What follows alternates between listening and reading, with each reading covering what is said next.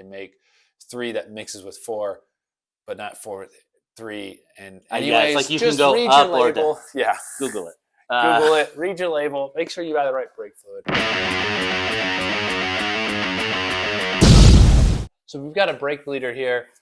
This is actually a Harbor Freight, but I bought this a while ago.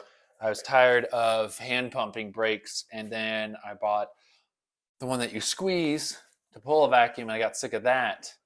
And so picked this up at Harbor Freight. This is actually their nicest one they have, and it actually is really nice. It's so nice. You have a container. It came with a whole bunch of other fittings, but for doing bikes and stuff, this is the basic.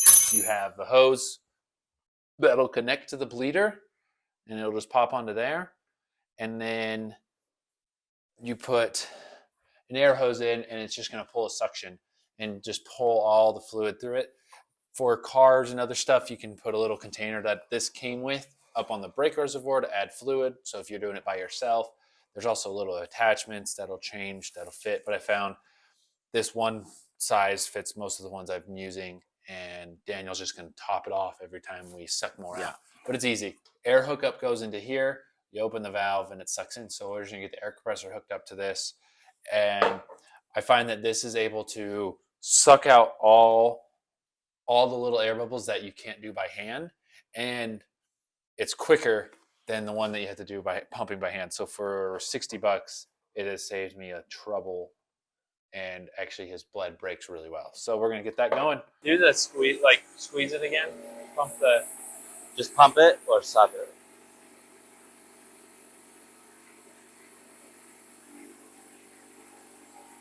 Yeah, it's sucking something.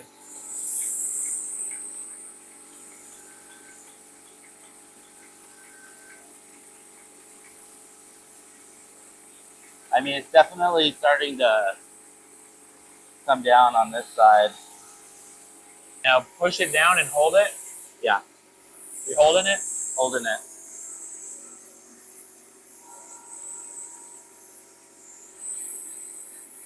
All right, go ahead and squeeze it. What's that? Do the let go and squeeze the brake. Oh, there it is. That's it. Ah, beautiful. Cool. Just like that, it's bled. I had Daniel. Oh, it's in my mouth. So while there was suction, while it was creating a vacuum, I had Daniel just pumping on it, helped it kind of go quicker, and it pushing some of that fluid. And what was nice is having this angled just up a little so where the brake fluid would collect in here. So anytime he'd pump it, whatever, if it would suck in, it'd be brake fluid. Just watched until there was really no bubbles existing anymore. And then just had him push down on the brake lever. He held it. I tightened up the bleeder, and I think that should do it. Yeah, it feels, I mean, there's a brake. Yeah. Right? Nope. Oh, yeah. There we go. Oh, yeah. So now it has rear brakes. So when they installed this, the guy that installed this obviously didn't bleed it. And was wondering why it wasn't working, because you just have to, you can't throw a new brake caliber on without bleeding it. So cool. That solved that issue. That makes this a lot less scary riding it. Every one but the one you need. Uh-huh. And, I'm just gonna grab this still. I thought it was funny though, is these seats, when we saw it online, he showed us that someone had just ran a bolt through the seat to hold it, because usually it's bolted on the sides that their bikes have. But this is actually how they came, with it just on the top there, straight through. So yeah, it's pretty clean. This is literally, never take the seat off, have we? This whole sentence. Yeah, this is like a lot cleaner. It's like kind of what you're hoping but not expecting. Yeah. I mean, to me, one of the coolest things about this bike is that exhaust. It is pretty I mean, sweet. it looks, I know it's just like probably ignorance, but like 2 mufflers like that on a dirt bike just look like incredibly cool to me. It's business.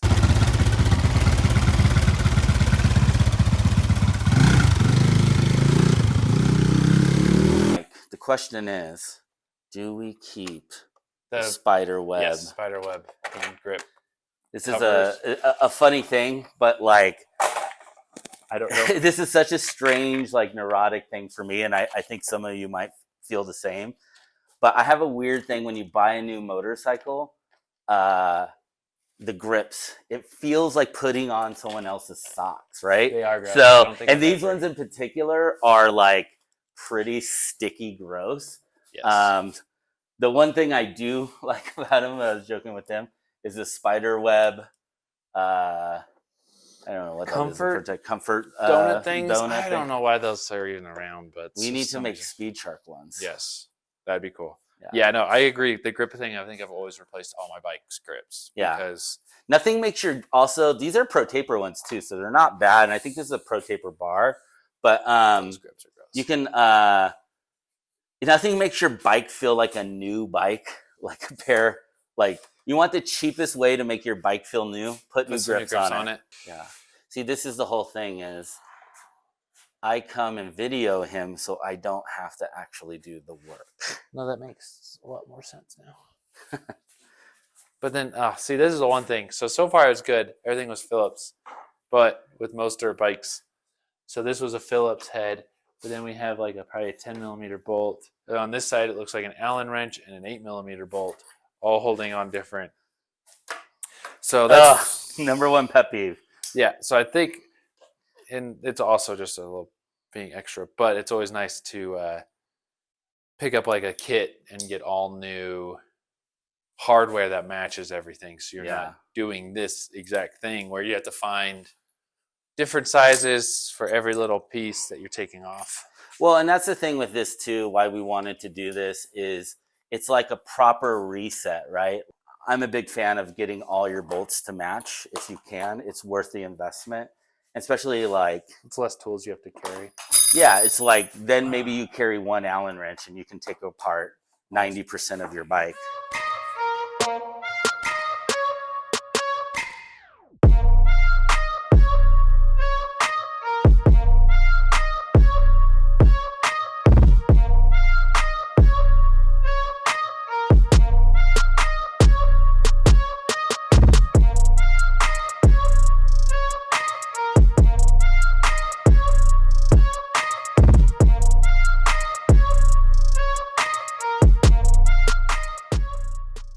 So we were talking about it felt like it was just dripping from the top end somewhere. And it does look like the oil or the fuel. Yeah, not so much the fuel. Okay, so you're just having oil leaking. So it's hard to say, but it looks like might be this is what I thought it might be, but also that looks like just like RTV. And maybe not even done that well. What do you think? Well, yeah, look, there you go. No wonder it's leaking. This is loose. Yeah. There you go. Fixed it. Tighten it up. Yeah. We'll put a new gasket. Or yeah, if we have to, we can make one real quick because I have sheets of cork gasket. Yeah. Oh, do you? Yeah, I found it the other day in my attic of shit ton of parts. There's a mosquito. I heard you hear that? Killed him. Got him. Got him. So good luck finding a wrench for that. I'm gonna get the airbox off. Let's see if I have whatever size that one is. No, that's not bad. Yeah. Nasty, but that's a big, wide filter. Yeah. But it's uni, so we can clean it, car and oil style. it. Yeah. So yeah, I was gonna. Unis are usually like K&Ns where you don't have to replace we'll just them all the reuse it, oil it. Yeah. It's funny they printed that upside down how it goes in. Yeah. But whatever. Not my. Okay. Finish getting this filter box off, I guess, just for the heck of it. So that way, maybe you can pull the carb later. Yeah. And do just a cleaning of it, get all that old fuel, because we know it works. So I definitely don't think we need to go rebuild this carb, dip it, get it perfect. But like, just get the old gas out. Yeah. Make sure everything's nice and tidy before trying to keep running it. Oh, that one's just too big. Actually, I'll take that home to my parts washer and I'll do that. Okay. I just got all the stuff from my parts washer in. So wait, the Snap-on the big one, yeah. Nice. I just ordered the wash and wasn't it like the outlet though was something? yeah, I fixed it all. Oh, you did? Yeah, so I got environmental friendly stuff, which is what it's designed for. Yeah. Which is good because it doesn't stink up the garage. And then I just dumped it in there. The heater works. So that stuff, I guess, is designed, you have to get it hot for it to really clean. But it's all environmental, water-based, which is cool.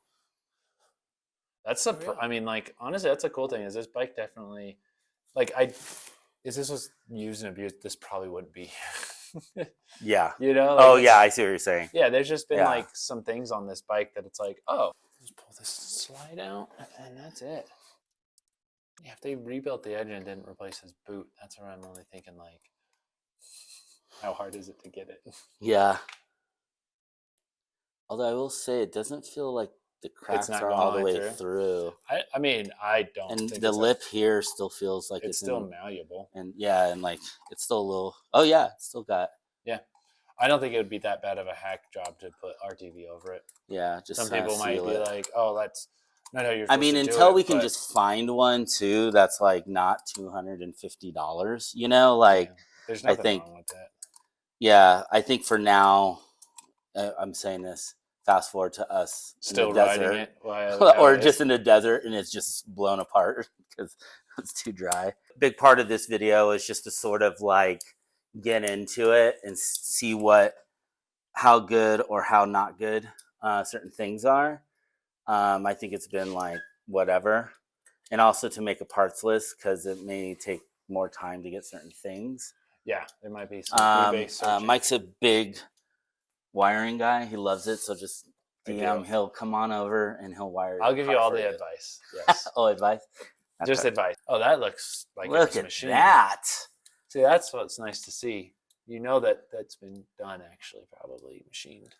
Yeah, this does not look that bad. I'm so glad it was this. Yeah, that's all it is. Yeah, the gasket actually doesn't even look. Well, it does. It probably got all messed. Like it probably got tightened and the gasket pushed out, and then it loosened back up. Yep. I said this actually. Holy crap!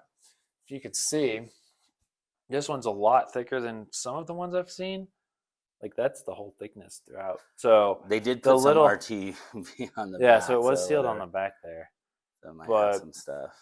No, I don't think we could need to replace this at all. Yeah. It actually, the more like it is, has little hairline cracks in here, and I think maybe just a little RTV. Yeah, so just give it a little rundown. The squirting oil thing here, that's a relief that it looks like everything else on this. It's not leaking at all. It's not. Clean. In fact, it's super clean. I mean, you can see the green from this gasket like here. Right so brand new looking. Yeah, like even up here on the was that the water pump? Yeah, everything looks like pretty good up there.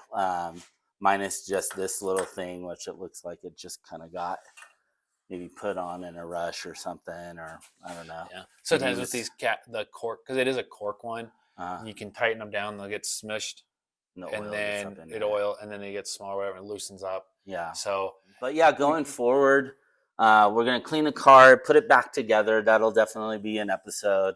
We'll wait till we get our light in. Maybe we'll wire that up and take a closer look at some of this stuff just to make sure what works and doesn't. Yeah. Hopefully, all they did was just cut it off. Yeah. And that's it. And it looks like, you know what it looks like is that's the exhaust. Oh, that definitely. There's no heat shield here. Well, we'll get some wire protector to put over. Just make it more correct, right? Like. Yep.